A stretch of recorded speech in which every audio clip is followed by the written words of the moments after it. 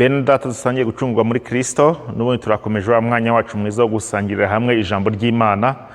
Ndagira ngo dufate akanya gato dusenge hanyuma twumve ijambo ry'Imana. Mana, turakwinginze ngo ubane natwe, utubere umwigisha muri aka kanya, utubere umuyobozi n'umurengezi, kandi udusobanurire ijambo ryawe, dusenze mu izina rya Yesu. Amen. Uyu munsi turaganirira hamwe amagambo nahisemo avuga ngo guca bugufi. Guca bugufi nicyo twibandeho uyu munsi, twibazaga nk'abakristo, mbese guca bugufi bimaze iki, bivuze iki mu buzima bwacu bwa buri munsi bw'abakristo. Turareba cyane mu gitabo cy'Imigani 16, ariko twibande ku murongo wa 5 n'uwa 18 n'uwa 19. Turareba n'indi mirongo yo mu ijambo ry'Imana idufasha gusobanukirwa guca bugufi icyo ari cyo, hanyuma turebe n'uburyo ibi bintu twabishyira mu buzima bwacu bwa buri munsi. Reka dusomere hamwe aya magambo. Umuntu wese w'ubwibone bwo mu mutima ni ikizira k'Uwiteka, ni ukuri rwose ntazabura guhanwa. Kwibona kubanziriza kurimbuka, kandi umutima wirarira ubanziriza kugwa. Ni byiza kugira umutima woroshye ugafatanya n'aboroheje, kuruta kugabana iminyago n'abibone. Aya ni amagambo yo mu ijambo ry'Imana avuga cyane cyane ku bijyanye n'ubwibone, amagambo ndetse nibwira ngo acalenjinga, amagambo akomanga umutima wa buri wese, amubwira uko agomba kwitwara, atubwira ku byerekeranye no guca bugufi. Mbere yuko nkomeza ndashaka kubabwira inkuru, ni inkuru yabayeho. Ngira ngo abakunda gusoma ijambo ry'Imana mwaba mwarumvishe, cyangwa abakunda gusoma amateka ya Bibiliya, abo twita abantu bagiye bavuga ubutumwa bakomeye. Hariho umuvugabutumwa wabayeho ukomeye cyane, abavuga ubutumwa baramukunda, witwa Charles Spurgeon. Igihe kimwe haza umwana w'umusore wari umaze kwiga, arangije rwose yumva ari umuhanga, asobanukiwe cyane. Arangije agenda abwira Spurgeon ngo ariko wazaretse nkaza kubwiriza ku rusengero rwawe. Spurgeon rero ubundi abenshi bamuzi nk'uwo twita ngo Prince of Preachers, nk'uwo twita umwami w'ababwiriza, umugabo wabwirizaga neza cyane kandi akabwiriza ibimurimo kandi akabishyira mu bikorwa. Noneho uwo mwana w'umusore ukiva muri seminari araza rwose na courage n'ubwenge n'ubushakashatsi bwinshi. Spurgeon aramubwira ati rwose ngwino ubwirize nta kibazo. Aragenda, amaze kubwiriza yazamutse rwose yumva afite courage, avuga ati reka nze mbereke uburyo ijambo ry'Imana rivugwa. Ngarika amaze kubwiriza, amanutse ageze mu ntebe aho yicara, agenda afite umutima ubabaye cyane. Noneho ajya kubaza Spurgeon ngo ati ko numva umutima ungoye, ko numva umutima ubabaye, bitewe n'iki cyane, bitewe n'iki? Spurgeon aramwitegereza aramubwira ngo mwana wanjye, ngo iyo uza kuzamuka hariya uko umanutse, uba umanutse uko wazamutse. Sinzi niba utegeye amatwi icyo nshatse kuvuga. Yaramubwiye ngo iyo uza kuzamuka hariya uko umanutse, uba umanutse uko wazamutse. Mu magambo make yaramubwiye ngo iyo uza kuzamuka ufite umutima ucishijwe bugufi, uba umanutse wumva ushyizwe hejuru, usubijwemo imbaraga. Ese wigeze wumva ibyo tujya twita ngo ibyaha 7 birimbuzi, cyangwa ibyo twita ngo 7 deadly sins?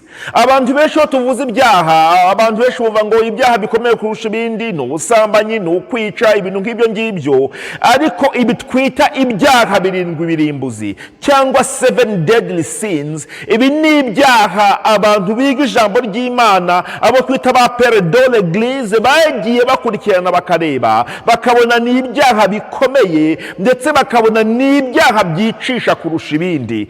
Reka nkubwire impamvu ibyaha biri mugiye kubivugaho. Nuko icyaha cy'ubwibone ari cyo kijya ku ruhande rwo guca bugufi, ariko kiri kuri liste ya mbere y'ibi byaha. Ibyo byaha 7 bavuga ngo birimbura, cyangwa 7 deadly sin, icyo babanza ku rutonde rwa mbere ni ubwibone, twakita pride. Igikurikiraho ni ubugugu, cyo twita greed. Igikurikiraho ni umujinya w'umuranduranzuzi. Nashaka gukoresha umujinya w'umuranduranzuzi kubera ko ni ijambo twita wrath mu Cyongereza, umujinya umwe ukomeye cyane, umujinya umwe umuntu agira umujinya akaba yahita yica mugenzi we cyangwa akora ibyo atateguye gukora. Ikindi cyaha gikurikiyeho ni icyaha cy'ishyari, icyo twita envy. Hakaza icyaha cy'irari, lust. Ahangaha harimo kwifuza kwinshi k'umubiri n'ibindi. Ikindi cyaha cyitwa icyaha cy'inda nini, icyo twita gluttony. Hanyuma hakaza n'icyaha cy'ubunebwe. Ibi nibyo byaha birindwi, bavuga ngo ibyaha birindwi birimbuzi, cyangwa ibyo bita 7 deadly sin. Umugabo witwa Thomas Aquinas ni umugabo wagiye akora ibintu byinshi cyane. Ngira ngo abateolojiye bose cyangwa n'abakristo benshi baramuzi, haba mu gatolika haba mu protestanti. Uwo mugabo Thomas Aquinas yaravuze ngo abantu barimo bavuga ngo ibijyanye n'ibyaha, kuri we aravuga ngo icyaha kiruta ibindi ngo ni icyaha cy'ubwibone. Kuri we hari amagambo yavuze, si ngombwa wenda ngo twemeranye nawe kuko si ijambo ry'Imana ryanditse, ko ni ibintu yavuze amaze gukora ubushakashatsi bwe. Aravuga ngo rimwe na rimwe ngo hari igihe Imana ireka umukozi wayo ngo akagwa mu cyaha gito cyangwa mu cyaha kirushije ubukana icyo yari afite, kugira ngo ibashe kumukiza icyaha kirimbuzi. Uzi icyo yavugaga?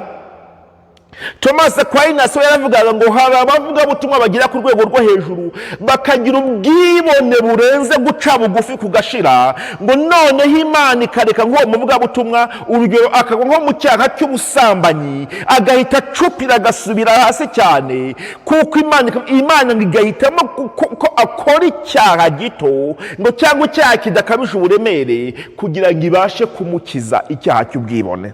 Ibyo ndimo ndakubwira ibintu abantu bagiye bavuga bashaka kugaragaza agaciro ko guca bugufi, kandi niyo usomye mu ijambo ry'Imana guca bugufi ni ikintu cy'ingenzi cyane.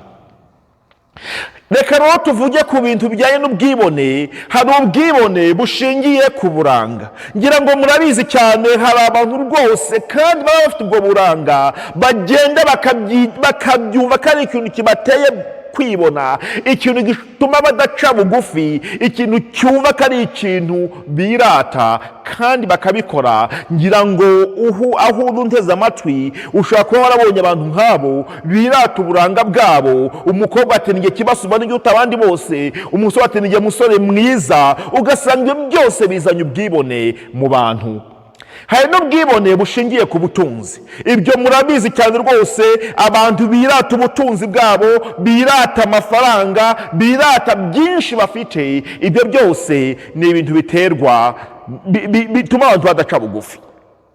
Hari ubwibone n'ubundi buza butewe n'amashuri. Umuntu yize amashuri menshi, yakoze ubushakashatsi bwinshi cyane, ibyo byose bikaba impamvu z'ubwibone mu bantu. Hari noneho n'abantu bagira ubwibone bitewe n'imyanya barimo, imyanya politike, akazi bafite, amapeta bafite mu gisirikare, ibintu byinshi cyane abantu bakirata iyo myanya bafite. Hari n'abirata bagira ubwibone bushingiye ku bwoko, amoko yabo. Ibyo urabibona hirya no hino, haba mu Rwanda, hirya no hino ku isi, haba mu bazungu n'abirabura. Ibyo byose turabibona, abantu birata amoko yabo, birata ubwoko bwabo. Yewe hari n'abirata, hari n'abagira kwibona gutewe naho baturuka, akarere. Ngewe nturuka ahangaha, ngewe nturuka ahangaha. Ibyo bikaba impamvu zizana ubwibone mu mitima y'abantu. Iyo dukomeza mu ijambo ry'Imana, buriya icyaha cy'ubwibone, hari umugabo wagize ikintu akivugaho, aravuga ngo ubwibone ni kanseri yo mu mwuka icagagura ubushobozi bwo gukunda cyangwa kunyurwa ndetse no gutekereza kuzima. Ni ukuvuga ngo iyo umukristo cyangwa umuntu wese wamaze kubatwa n'ubwibone aba ameze nk'umuntu urwaye kanseri icagagura ubushobozi bwose bwo gukunda, kuko kwikunda ni uba wikunda. Iyo ubwibone bwaje, uwo muntu habaye icyo self-centered, ni ukuvuga ngo ibyo atekereza byose, ibyo yibwira byose ni kuri we. C.S. Lewis we yaravuze ngo iyo ni kanseri ikomeye cyane, ndetse ishobora gutuma umuntu adakunda, ishobora gutuma umuntu atanyurwa, ndetse ngo uwo muntu wamaze kubatwa n'ubwibone, uwo muntu utagira guca bugufi, nta nubwo ashobora gutekereza kuzima. Hari rero n'ubwibone bwo mu mwuka. ndabizi abantu mwebona umunsi ku munsi, ndetse ngira ngo mu buzima bwa gikristo ushobora kuba huye n'abantu nk'abo, abantu bafite ubwibone bwinshi. Ninjye mfite impano nyinshi muri uru rusengero, ninjye umupastori ukomeye kurusha abandi, ninjye ubwiriza neza kurusha abandi, amatorero yacu yose nta wundi muntu ushobora kubwiriza nka ndushe, ninjye uzi kuririmba neza. Hari ibintu byinshi tubona bitera ubwibone bwo mu mwuka. Ntibigutangaze, ndetse ngira ngo abantu murabibona, hari n'abapasitoro bitwa ngo n'abakozi b'Imana bamera nk'aho bumva ko Imana ifite amahirwe kuba ibafite, akumva rwose wagira ngo Imana iramutse itamufite yabihombye. Ba bantu bavuga ngo Imana ifite amahirwe kuba imfite, wa muntu wumva rwose aramutse abuze Imana yabigize ikibazo. Ubwibone ni icyaha kibi cyane, kubera ko gituma no gutekereza kuzima kugenda. Ni kanseri yo mu mwuka. Guca bugufi rero ni ikintu cy'ingenzi cyane. Murabizi hari abazavuga ngo nijye munyamasengesho ukomeye kurusha abandi, njye nagiye kanyarira n'ahandi henshi n'indi misozi myinshi tujyamo mu Rwanda, njye nasengeye ahantu nazamutse imisozi nagize gute.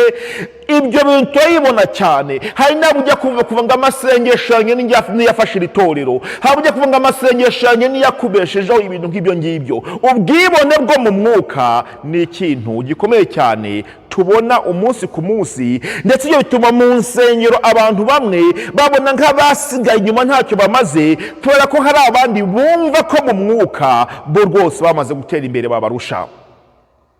Reka rero nkubwire ikintu kimwe, kubera ko Pawulo niwe tugomba kugeraho kuri iki kintu, araduha neza urugero rufatika rw'ibijyanye no kwibona. Ndagira nkubwire ngo Pawulo yari afite impamvu nyinshi cyane zo kugira ubwibone, ariko ndakwereka uburyo yabikoze agaca bugufi. Kuko uyu munsi nanze gukoresha urugero rwa Yesu bwe, kuko ushobora kumbwira ngo yaciye bugufi kuko ari Imana, ariko ndakoresha urugero rwa Pawulo. Yari umuntu nkawe, yagize struggles z'ubuzima nkawe, urabizi yagize ibishakwe mu mubiri, urabizi hari nubwo yasenga akavuga ngo Mana aho naba naruhiye ubusa. Ni byinshi cyane tumubonaho anyura mu ntambara no mu bibazo nk'ibyo natwe ducamo, kuko twebwe turi abakebwe. Gukebwa kwiza, abasenga mu buryo bw'umwuka w'Imana, tukishimira Kristo Yesu, ntitwiringire iby'umubiri. Nubwo njyeweho nabasha kubyiringira, niba hari undi wese wibwira ko afite impamvu imutera kwiringira umubiri, njyeweho namurusha. Ndagira ngo nkwereke ibintu bigera kuri 7 dusoma mu ijambo ry'Imana. Pawulo avuga ati ibi bintu rwose zari impamvu zanjye zifatika zo kudaca bugufi, zari impamvu zanjye zifatika zo kugira ubwibone, ariko tubaza kumva uko yabigenje. Pawulo yaravuze ngo dore nakebwe ku munsi wa 8. Iki kintu cyari ikintu gikomeye mu Bayisiraheli, gukebwa ku munsi wa 8. Pawulo avuga ati icyo nakagombye kukirata, kuko ni ikintu cya tradition, ni umuco wanjye, kandi naragikoze. Arongera ngo ndi uwo mu bwoko bw'Abisiraheli, ngo ndi uwo mu bwoko bw'Abisiraheli. Nyankunda Bibiliya ntagatifu bajya bavuga ngo ndi umuheburayo butwi, ndi umuheburayo utavangiye. Ntabwo navutse ku mugore cyangwa ku mugabo b'amoko atandukanye, ndi uwo mu bwoko bw'Abisiraheli. Arangije yongeraho ngo ndi uwo mu muryango wa Benyamini, ndi uwo mu muryango w'umwana ukunzwe, ndi uwo mu muryango wa mwana ushyizwe imbere. Ibi ndabikubwira niba uri wa muntu ugira ubwibone bw'aho waturutse, ugira ubwibone bw'ubwoko bwawe, ugira ubwibone bw'imiryango yawe. Pawulo avuga ati ibyo byose ntacyo bivuze. Ndagira ngo iki cyanditswe tugisomye, bwa bwibone bwose navugaga Pawulo arabusenyagura bwose akabushyira hasi. Umva uko akomeza avuga ngo ndi umuheburayo w'Abaheburayo. Aha niho Bibiliya ntagatifu yavuze ngo ndi umuheburayo butwi, ndi umuheburayo utavangiye, ndi umuheburayo w'amaraso, utari aho bita proselyte, utavangiranye, ndi umuheburayo butwi. hanyuma aravuga ngo ndi umufarisayo ku by'amategeko. baba tuvuga ngo birata amashuri barize, Pawulo yari yarabyize, yaba iby'isi yaba iby'Imana. Abafarisayo bari abantu bize cyane, bafite ubwenge, bafite ubumenyi. biriya bwibone bwose naberekaga abantu birata, Pawulo arabiza hano byose akabihindura ubusa. nongera ngo kuby'ishyaka narenganyaga itorero. bariya bapasiteri tuvuga ngo njyewe nduta abandi, njyewe nkora ibi ngibi, Pawulo we yabikoranye umwete, ishyaka yari arifite. arongera kandi yongera ngo kubyo gukiranuka kuzanwa n'amategeko nari inyangamugayo. babandi bibwira ngo baruta abandi, ngo nabakiranutsi kubarusha, ibyo byose nge narabirengeje, mfite n'impamvu yo kubyirata. ariko umva kuntu yavuze Pawulo. yaravuze ngo ikintu tubibona hano, turabona ko kumenya Kristo ntibijya yibana n'ubwibone. ntabwo bishoboka. kumenya Kristo ntibishobora kubana n'ubwibone. umva kuntu Pawulo yabivuze neza muri aya magambo. n'ubundi muri iki gice cy'Abafilipi 3 turi gusomamwo, yaravuze ngo kuko nyamara ibyarindamu yanjye nabitekereje ko ari igihombo ku bwa Kristo. ngo ibyo byose byarindamo, ibyo byose twirata, ibyo byose bituma tudaca bugufi, Pawulo yaritegereje arangije ngayibona ko ari igihombo. ndetse n'ibintu byose mbitekereza ko ari igihombo kubw'ubutunzi butagira akagero, aribwo kumenya Kristo Yesu.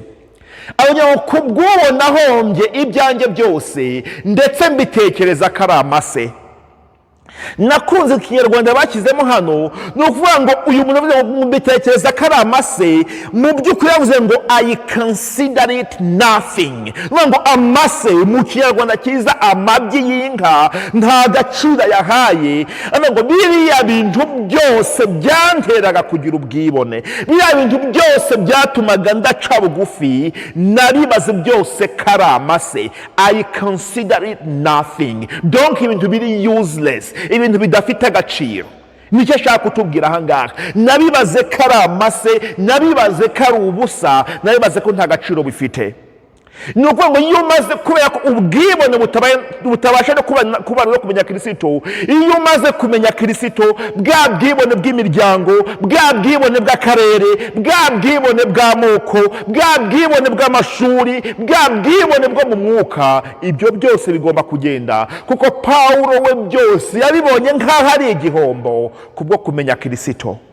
ni ukuvuga ngo murebe bwa bwibone bwose navugaga, Pawulo byose abihinduye ubusa kubwo kumenya Kristo.